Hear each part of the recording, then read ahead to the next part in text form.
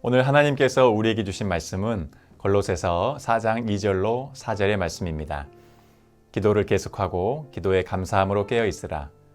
또한 우리를 위하여 기도하되 하나님이 전도할 문을 우리에게 열어주사 그리스도의 비밀을 말하게 하시기를 구하라.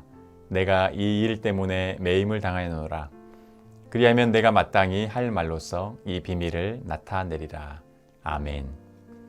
오늘 읽은 본문 말씀은 사도 바울이 골로새 교회의 성도들에게 쓴 편지의 일부입니다.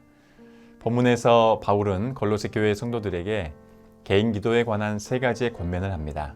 첫째, 기도를 계속하라는 것입니다. 2절에 기도를 계속하고 라고 했습니다.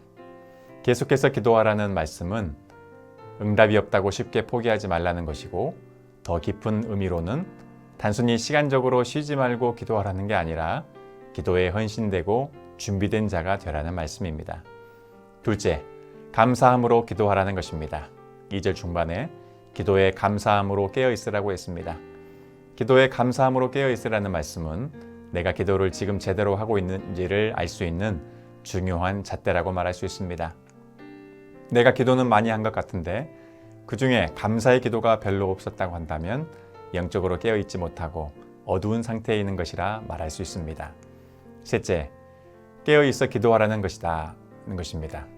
2절 하반절에 깨어 있으라고 했습니다. 기도함으로 깨어 있으라는 말씀은 종말론적인 경각심을 강조하는 것입니다. 바로 예수님의 재림을 기억하면서 자신의 거룩함과 하나님의 나라를 위해 기도하라는 말씀이죠. 또한 거짓 교사들의 속이는 가르침에 넘어가지 않도록 깨어 있으라는 말씀이기도 합니다. 또 세상의 영향력을 조심하라는 말씀이지요. 세상 일에 너무 신경을 쓰고 거기에 푹 빠져서 영적으로 둔감해지지 말라는 말씀입니다. 다음으로 바울은 골로새 교회 성도들에게 중보 기도의 요청을 하고 있습니다. 3절 말씀입니다. 또한 우리를 위하여 기도하되 하나님이 전도할 문을 우리에게 열어주사 그리스도의 비밀을 말하게 하시기를 구하라. 내가 이 일 때문에 매임을 당하였노라. 바울은 지금 어떤 상황에 있나요?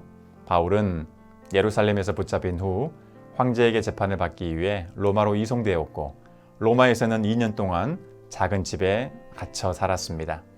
이런 상황에서 바울은 하나님이 전도할 문을 열어주시도록 기도해달라고 골로새 교회 성도들에게 부탁하고 있는 것입니다. 여기에는 몇 가지 교훈이 담겨 있습니다. 첫째는 복음 전파에 대한 바울의 열정과 헌신의 모습입니다. 바울은 집에 가택연금 상태로 갇혀있는 자신을 좀 자유롭게 해달라고 기도 부탁을 하지 않았습니다.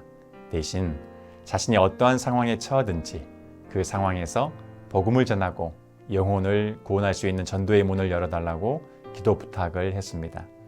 그만큼 바울은 복음 전도와 영혼 구원에 대한 열정이 있었습니다.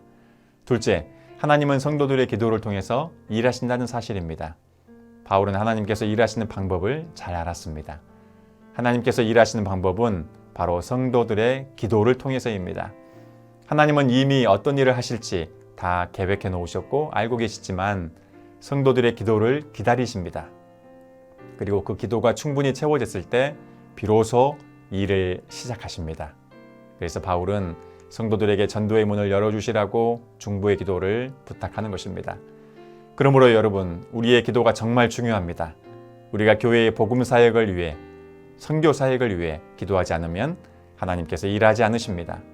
그러나 우리가 마음을 합하여 간절히 기도하고 간구하면 하나님께서 일하기 시작하십니다.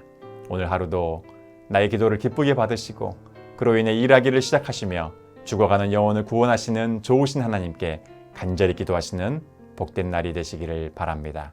기도하겠습니다.